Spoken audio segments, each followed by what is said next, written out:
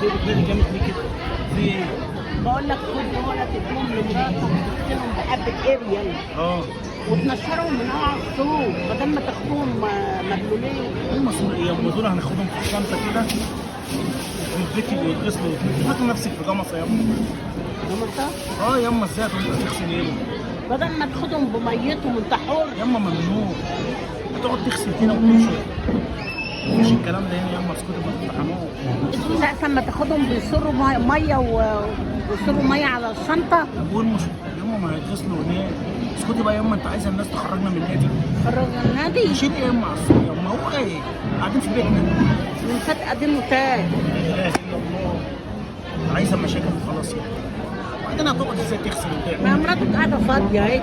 وانا جايبه ياما في الصحه ولا اقول لها اغسلي وانشر ياما؟ طب وايه المشكله؟ هي هتتعب في ايه؟ في البيت ياما، في البيت ياما خلاص بقى. ايه الاكل اللي انت جايباه ده ياما؟ جايبه فول ومخلل وطعميه وعيش بلدي وجبنه قديمه. ياما ليه ده كله ياما؟ انا هجيب سندوتشات من هنا او هجيب شيبسي وباتيه. احنا نقعد نفرغ فول ونقعد ناكل ونغمس. والبتاع يشبعهم؟ ده ده اللي يملى البطن وده. ياما احنا لازم نملى البطن النهارده. اي حاجه تسد وخلاص ياما. فول ايه نحطه وطعميه امال احنا جايبين الفول ده عشان نرميه؟ هنعمل قعده بقى فسحه ايه؟ طيب هتروح انت عايز غاوي تصرف مصاريف يعني؟ غاوي تجيب بتاه وشيبسي ومش عارفه ايه. فول ماله الفول والطعميه وجبنه قديمه ومخلل. احنا هناكل الفول ده والحاجه ديت. ايوه. واختك هتيجي كمان شويه جايبه حله المحشي اللي انا عاملاه. الله اكبر. وفراخ. احنا في جمصه بقى ياما. في جمصه قاعدين احنا في جمصه. حله محشي وفراخ. مش احسن ما تروح تشتري اكل في الشارع الفلاني؟ ايه اللي هيدخلك ياما بالكلام ده ياما في النادي؟ اختك هتخش.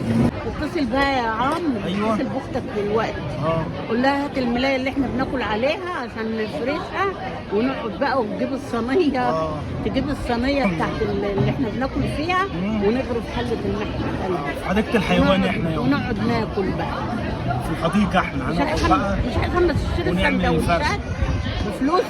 اما الكلام ده في البيت ياما، هنا مش هينفع الكلام ده. طب ما قلتش ليه وانا هناك؟ انت قلت ان انت بتجيبي الاكل ده.